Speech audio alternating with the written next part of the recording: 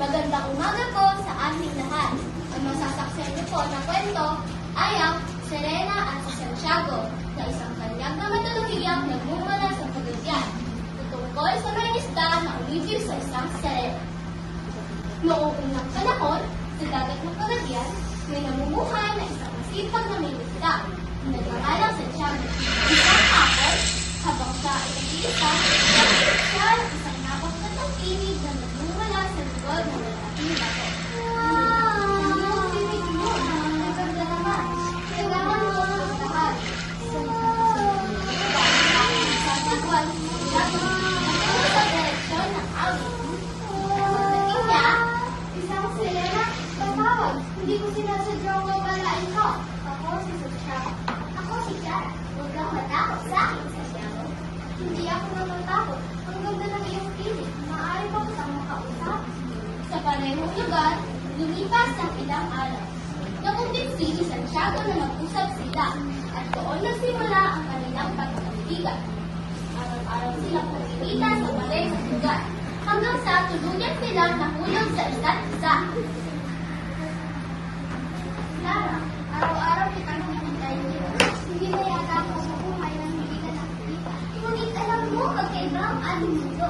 Paano tayo magsasama? Sasama ako sa iyong kaharian, sa ilalim ng dagat. Doon na tayo maninira. Manganganig ang buhay mo doon, Santiago.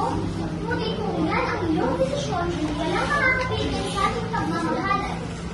Sa dalampasigan, nag-aalala ko nahanap ng mga kapamang isda sa Santiago. Lumipas ang 3 araw at hindi na nakauwi si Santiago, kaya't nagsimulang mangamba at maghanap ang kanyang pamilya.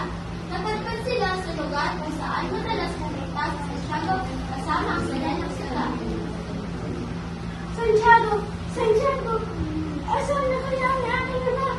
Santiago! Ah! Tingnan niyo! Kasama niya ang isang sirena!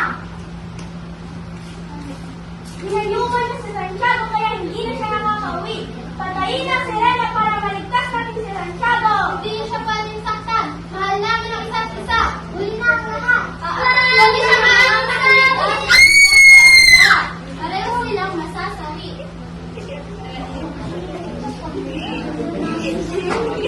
Mula ng malalaking alon ang sumasalubong sa dagat.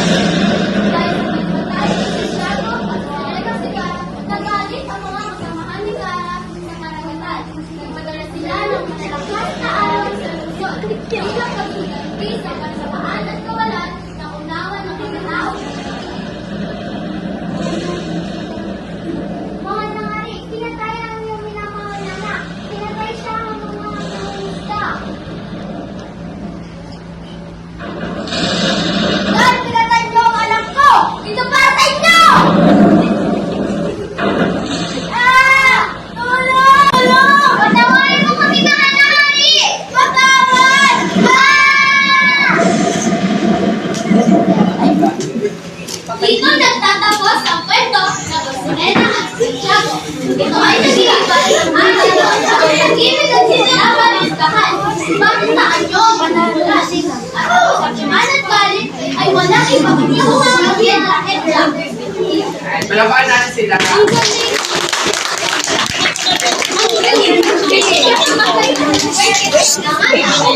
Ako po si Panggi bilang narrator. Ako po si Karen bilang Clara. Ako po si Marian bilang si Santiago. Ako po si Rian bilang ina ni Santiago at ng isda. Ako po si Sia bilang isda at isda. Ako po si Nona bilang Clara ang isang sirena. Na. At kami po